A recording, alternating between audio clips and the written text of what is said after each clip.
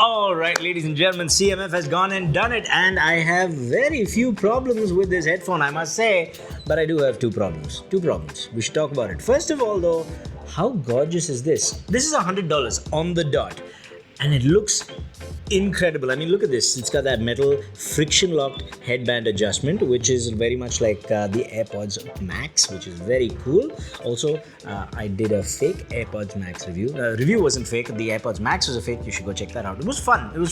This one is not fake though. This is very much the real article, and I have to say the finishing on this is beautiful. In fact, the white very similar to the AirPods Pro 3 white. The same kind of plastic, same kind of curvature.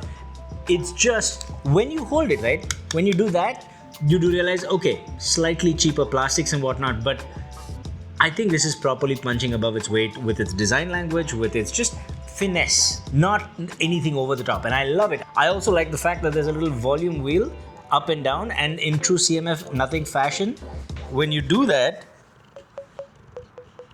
you get a little sound feedback, really fun sound feedback. It also clicks, so you can play and pause.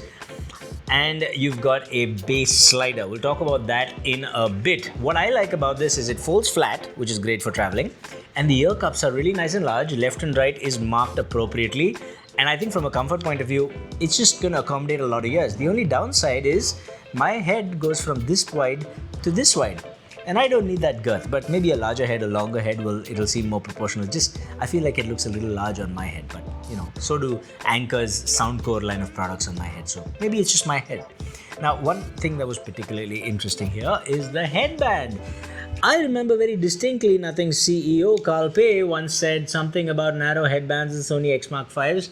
I'm here to tell you that this is pretty much as narrow as a Sony X Mark V. So what happened, man?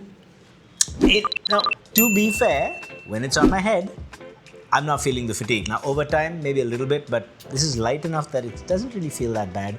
Easy to adjust, and you get a really good seal, and it's accommodating to large ears. So overall, for ergonomics, for style, 10 on 10. This is really, really nice. Very well designed. Now, when you put it on your head, the first thing you want to try out is noise cancelling. I can tell you, right now the window's open. You might not be able to hear it, but there's traffic noise from the outside, and it is cutting out a lot of it, but not all of it. Like, this is not a noisy environment, and already I can hear sounds coming in from the outside. So this is one of those noise cancellings that kind of work for the lower frequencies to a degree, but it's not the greatest noise cancelling. And for $100, two things I'll note. One, if you go for earbuds, like the OnePlus Buds series, you'll get better noise cancelling on earbuds. Therefore, I'm pretty sure you'll get better noise cancelling on certain headphones as well. Maybe, if you get a last gen JBL or something, I think you can do better for noise cancelling. Transparency is surprisingly decent. Now, voices do sound a little bit like my voice would sound a little bit unnatural, but overall transparency sounds actually quite nice, surprisingly so at this price point. And higher, like female voices sound actually pretty reasonable. So this is pretty good transparency. Now, let's talk about the sound and the app. Now, you get the Nothing X app over here, which is, the same as, this is Nothing X app. It works the same for everything else. You get noise cancelling, you get adaptive noise cancelling, which is very similar to having high noise cancelling, but you get a personal sound profile. What it does is basically do a hearing test and then, boosts whatever it needs to boost. Not much to talk about there. You also get EQ. Now, with EQ, the default is the pop signature, and I can tell you it's kind of a fun sound. Couple of issues. Voices seem a little bit recessed. Vocals seem a little bit recessed. Bass is there in oodles. Now, this bass slider that's there on the ear cup, where'd it go? Where's the bass slider? Oh, there it is. Bass slider, very cool, does work, does not improve bass. It just gives you kind of a more sub bass, but it's just, the bass by default is just not that great. It's not that well controlled, not that tight. It's just kind of there, and increasing the bass on the slider reduces the quality of the bass and just increases some kind of bass quantity. I would not recommend using that slider. My problem is also with the EQ that's provided here. That you have the pop EQ, and we'll talk about this a little more, but the custom EQ as a feature, the EQ has been a problem on the Nothing X app for a long time now, and that's because the mid slider is wonky. If you want to increase vocal emphasis, more vocals, you would think increase the mid slider. No, that doesn't work like that. If you increase the mid slider, the Nothing X app in its infinite wisdom actually just increases the lower treble, thereby not actually improving vocal emphasis, but just adding to the treble of the vocals, which I guess just kind of gives it emphasis, but it's not what it's supposed to do. It's not what you would intuitively think about when you're trying to change the mids. Nothing. Do something about this damn app. And then the treble is fine. You can increase or decrease the treble, it does that. And then the bass increases or decreases the bass, it does that. It's just the mid is just weird. So my problem with this EQ is you can't use it to tweak it the way you want to tweak it. That's the biggest problem, but we'll talk more about that in a second. Now you also get spatial audio, cinema and concert mode, and what that does is basically cinema mode, concert mode, one gives it a more reverberant feel like in a concert hall, and one gives it a more vocal forward kind of bassy sound. It's kind of fun. I'll be honest with you. It's not the adaptive spatial audio that adapts in accordance with the format of the music coming in. It's none of that. It's just a standard thing that's applied across the board to whatever you're listening to. So it's kind of fun. I've heard a lot worse. You can mess around with it. It's a cool thing to have, right? Some people are going to like it, but in all likelihood, some of these stereo mix music is going to sound really weird. Wouldn't recommend it all the time, but have fun with it, play with it.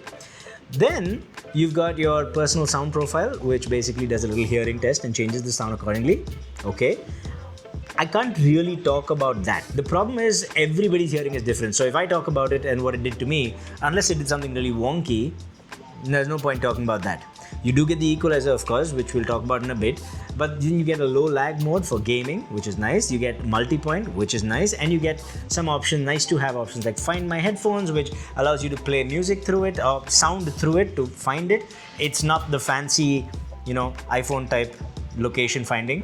Unfortunately, only iPhone have that. By the way, I've been using location finding on my AirPods Pro 3 for the past few days.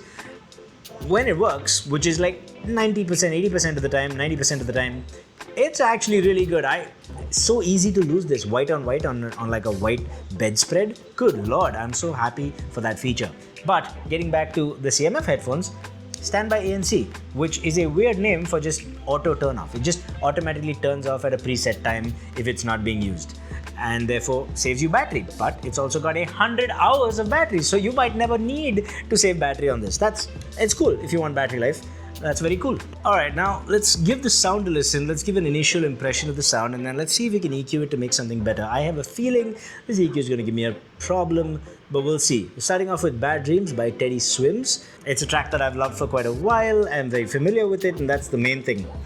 So already I can tell you, okay, first thing you do is the slider, man. It's on full. Let's put it on absolute 0 because there's a lot of bass, and just don't use that slider. It's pointless.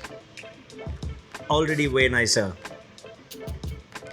And I can tell you that off the bat, off the rip, just out of the box, the sound with the pop EQ, I've heard a lot worse. Like the treble, it's a little bit sharp. The vocals have a little bit of a sharp edge, but not crazy. I'm talking in comparison with Soundcore and on them. This is not that crazy, which is good. Like the bar is set so low now that I'm calling this good, but it is. It's not bad. Yeah, that's a better way to put it. It's not bad. Bass is a bit much, but if you go to custom, you can knock that down. And I'm going to knock that down by just 1 notch, right? Just to tone it down a little. I'm going to leave the mids where they are because this mid slider is awful, like I've already mentioned. It's just, if you increase it, the mids become recessed. If you decrease it, it does a thing. It's just, you can't really mess around with the mids using this slider. This is a messed up EQ, but you can reduce the treble. And I'm going to put treble at -2 there, just to reduce that spiciness a little bit, and we'll give it another listen and see how it sounds. Yeah, okay, so it is better in some ways in that the treble sharpness is reduced. The bass is just toned down a little bit, not much. It's just -1, maybe -2 if you want. And the mids are where they are. This still messes up. Like the pop EQ has the mids really decent, but the treble and the bass are messing around with it, and the custom EQ doesn't let me fix it. So either you leave it and the pop EQ as is, or bass to -1, mids to 0, and treble to -2. Brings down the treble, makes it an easy listening experience. The best thing for this is actually probably just wavelet and reduce the bass by a bit and leave everything else kind of as it is, and then mess around with the treble and see what reduces the spiciness, and don't do anything else. That is probably the best solution. It's the EQ that's the problem. It's not the headphone. Well, the headphone should have been slightly better out of the box, but still, for a $100 headphone, for their first headphone, although they should clearly be using their know-how from their earphones and headphones that they've been making for the past few years, still not bad. My problem with this is very simple. I think the fit and comfort are pretty good despite the narrow headband. I think the build quality is fantastic for the price, and I think it fits a lot of ears. I think the design language is fantastic. I can't be bothered to use this bass slider, and I would recommend no one use that slider. Cool thing, totally useless. And I like the little volume rocker as well. This is a nice headphone. This is a nice headphone. And ANC exists. My main problem is that ANC is just not as good as it should be. Transparency is pretty good. Sound out of the box, I think a lot of people will be okay with. And you can tweak it just a little bit. Without too much work in wavelet, you can tweak it to be just a little bit nicer. But this out of the box is a better experience than a lot of other headphones that I've experienced. Because a lot of the other headphones are shit. It just is. So yeah, CMF, not a bad first attempt at all.